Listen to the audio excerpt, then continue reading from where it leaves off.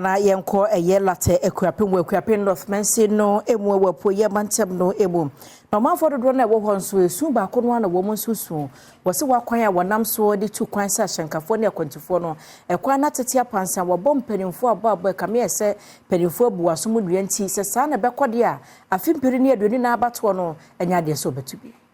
manfo a wonom ete Larteh ewapo ye mantem mu de ato aban ni mu se wonom ho akwan a enye no wo meyi ema wonom ente sa afimpinu ene adunu nan wonto aba wonom kiremu a esan se de kwan no enye nti no ahyenkafo a wonom efa so no so wonom etu kwan akọ baabi a wo kyere yie ewo kwan no so paa tufuhini a wo Larteh kubiase ya onukuro ye san so ye chidomhene ewo ekuapem adweso osabe makwame asatawia abo wonom na hyebedwani ene aban hodo ababedu oman suko nyina sobo se wonom ena wonyi kwan no ema wonom abesine ya no wonom akwan enye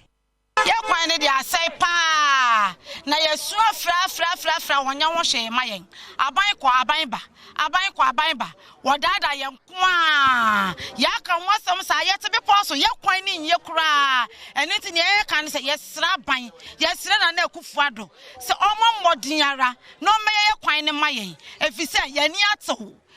ato papa ne woni ma ne se wo ba ha obi a wode ne baba ye beto ama nti se si ye renya ne se biom wo me ye kwan ne mayen na yesu ye mfa kwan pass because Larteh ye ka ekuapem ho ye san kan oman Ghana ho nti ye sre no o me ye kwan mayen ansa na beto aduso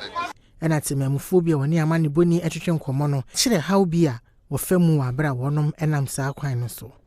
anka fi akọ eye fresh manfe be 20 minutes na adu sisi awukọ wo bedu kwankwam na onipa yarefo na ade no kọ no wawu efse enkwantam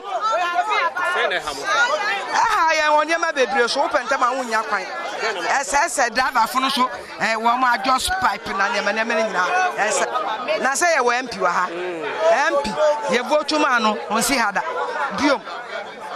ye vote ma no obeda ye ngase eno anu no ye hu bida sisi akwa kropon esan so ofi ho nti